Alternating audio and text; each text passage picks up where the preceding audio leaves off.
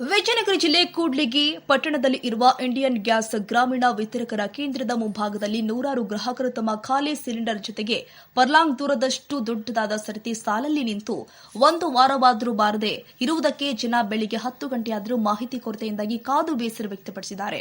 ಕೇಂದ್ರದ ಮುಂದೆ ಬರುವುದು ಅಥವಾ ಬರುವುದಿಲ್ಲ ಎಂಬುದರ ಬಗ್ಗೆ ಬೋರ್ಡ್ ಹಾಕದೆ ಸಾರ್ವಜನಿಕರು ತೊಂದರೆ ಅನುಭವಿಸಿದ್ದಾರೆ. ಆದ್ದರಿಂದ ತುಂಬಿದ ಸಿಲಿಂಡರ್ಗಾಗಿ ದಿನಾಂಕ 31/3/2026 ರಾತ್ರಿ ಸುಮಾರು 1 ಗಂಟೆಯಿಂದಾನು ಬೆಳಗಿನ ಜಾವದವರೆಗೆ ಹಳ್ಳಿಯಿಂದ ಬಂದು ಸರದಿಯಲ್ಲಿ ಬಕಾ ಪಕ್ಷಿಗಳಂತೆ ಸುಡು ಬಿಸಿಲಲ್ಲಿ ನಿಂತು ಕಾಯುತ್ತಿದ್ದಾರೆ.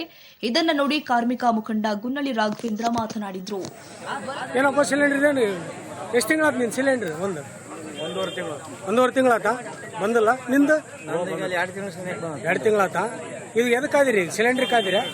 ಹೌದಾ? ಲೋಡ್ ಬಂದತಾ? ನಿಂದು ತಿಂಗಳಾಯ್ತು. ಒಂದು ತಿಂಗಳಾತ.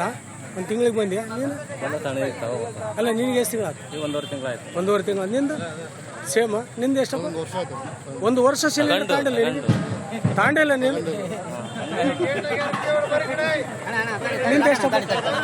ನಿಂದೆಷ್ಟಪ್ಪ?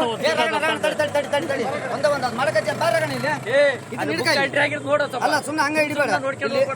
ಇದು ಯಾವಾಗ ಹೊಸದು, ಯಾವಾಗ ಏನು ನೋಡ್ಬೇಕನ್ನ ಸುಮ್ಮನೆ ಹಂಗ ಹೇಳಿದ್ ಕೇಳಬೇಡ. ತಗೊಂಡ್ ಹೋಗ್ಬೇಡ. ಇದು ಯಾವಾಗ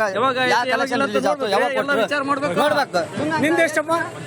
1 ತಿಂಗಳ. ನಿಂದು ಹೌದಾ? ನಿಂದು ಎಷ್ಟು ತಿಂಗಳ? 3 ತಿಂಗಳಾತ. ವರದಿ ಕೆ ತಿಪ್ಪೇಸ್ವಾಮಿ ಕೂಡ್ಲಿಗಿ, ನವ ಕರ್ನಾಟಕ ಟಿವಿ.